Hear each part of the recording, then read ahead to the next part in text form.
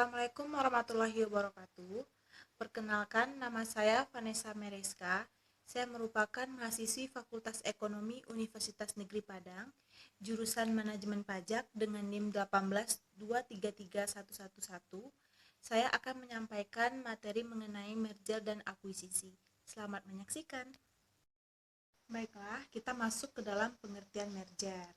Merger adalah penggabungan dua perusahaan atau lebih untuk menjadi satu perusahaan yang dimergerkan, di mana perusahaan tersebut mengambil keputusan untuk menggabungkan aset dengan non-aset perusahaan yang dimergerkan.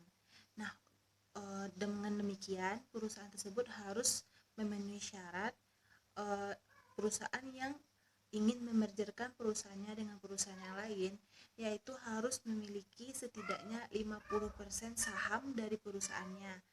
Namun sisanya boleh dimiliki oleh investor di luar perusahaan tersebut. Selanjutnya kita masuk ke dalam pengertian akuisisi. Akuisisi berasal dari bahasa Inggris yaitu acquisition yang artinya pengambil alihan. Di sini kita masuk ke dalam pengertian akuisisi. Akuisisi adalah pembelian perusahaan oleh perusahaan lain atau investor. Nah, di sini akuisisi juga sering digunakan sebagai ketersediaan pasokan bahan baku, atau juga sering dijadikan sebagai jaminan ketersediaan bahan baku yang akan dipasarkan gitu. Nah, untuk perusahaan yang melakukan merger atau akuisisi tentunya memiliki alasan-alasan tertentu kenapa perusahaan tersebut memilih untuk melakukan merger dan akuisisi. Nah, di sini saya akan membahas mengenai alasan-alasan kenapa perusahaan melakukan merger dan akuisisi. Alasan yang pertama yaitu pertumbuhan dan atau diversifikasi.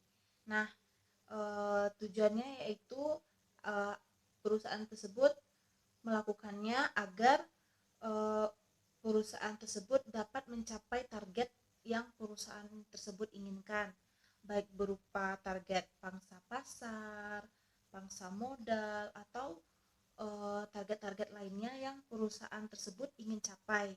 Nah, untuk mencapai tersebut makanya perusahaan tersebut melakukan merger dan akuisisi terhadap perusahaannya.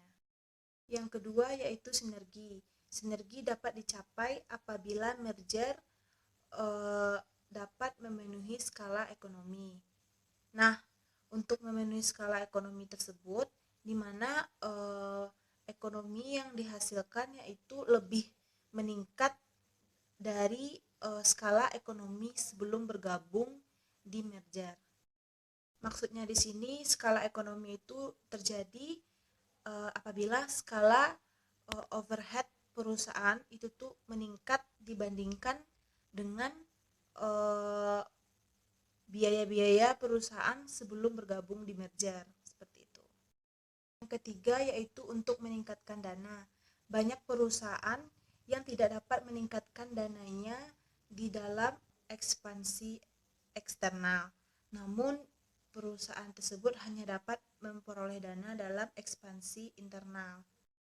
Nah, oleh karena itu perusahaan memilih untuk melakukan merger dan akuisisi agar dapat menggabungkan perusahaannya dan memiliki likuidasi yang lebih tinggi sehingga perusahaan dapat memenuhi keinginan permodalan eksternal maupun internal perusahaannya. Yang keempat, menambah keterampilan manajemen dan teknologi. Beberapa perusahaan tidak dapat berkembang dengan baik karena tidak adanya efisiensi pada manajemennya atau teknologinya yang kurang baik. Perusahaan yang memiliki kendala tersebut dapat mengefisiensikan manajemennya atau teknologinya dengan bergabung terhadap perusahaan-perusahaan yang memiliki manajemen dan teknologi yang baik, sehingga perusahaan dapat terbantu dan juga ikut berkembang dalam memajukan sistem-sistem dalam perusahaannya yang kurang. Kita masuk ke dalam kelebihan dan kekurangan merger. Nah, di sini kita masuk terlebih dahulu kepada kelebihan merger, yaitu pengambil alihan melalui merger lebih sederhana, lebih gampang, lebih efisien dibandingkan pengambil alihan lainnya. Nah, di sini kita akan membahas juga tentang kekurangan merger. Kekurangan merger itu sendiri yaitu harus dibandingkan akuisisi, merger tersebut harus memiliki persetujuan dari pemegang saham terlebih dahulu. Masing-masing pemegang saham yang perusahaannya ingin melakukan merger harus memiliki persetujuan dari pemegang saham. Namun untuk mendapatkan persetujuan tersebut haruslah membutuhkan waktu yang lama. Selanjutnya kita masuk ke dalam kelebihan akuisisi. Kelebihan akuisisi salah satunya yaitu dalam melakukan akuisisi saham tidak perlu adanya persetujuan dari semua pemegang saham. Cukup untuk yang mau saja perusahaannya untuk melakukan akuisisi itu yang bergabung. Untuk yang tidak setuju maka tidak perusahaannya ataupun saham yang berada dalam perusahaan tersebut tidak diikut sertakan dalam pengakuisisian perusahaan.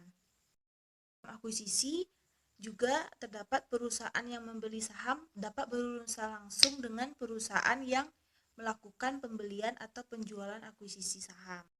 Nah, di sini kita juga akan membahas kekurangan dari akuisisi.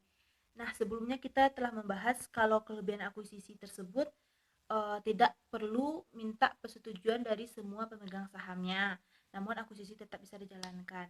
Nah, kekurangan dari sistem tersebut yaitu apabila lebih dari 60% pemegang saham tidak setuju untuk melakukan akuisisi, maka akuisisi yang perusahaan itu akan lakukan akan batal. Jadi semua pemegang saham itu tidak dapat melakukan akuisisinya karena lebih dari 60% pemegang sahamnya tidak setuju untuk melakukan akuisisi saham. Demikian penyampaian materi dari saya. Semoga bermanfaat. Banyak salah dan kurangnya saya mohon maaf karena di sini saya selaku mahasiswa masih belajar dan ini kali pertama saya untuk membuat video pembelajaran seperti ini. Buat teman-teman dan ibu dosen yang melihat video saya, apabila terjadi kesalahan dapat menuliskan komentarnya di bawah kolom komentar yang telah tersedia di channel YouTube saya.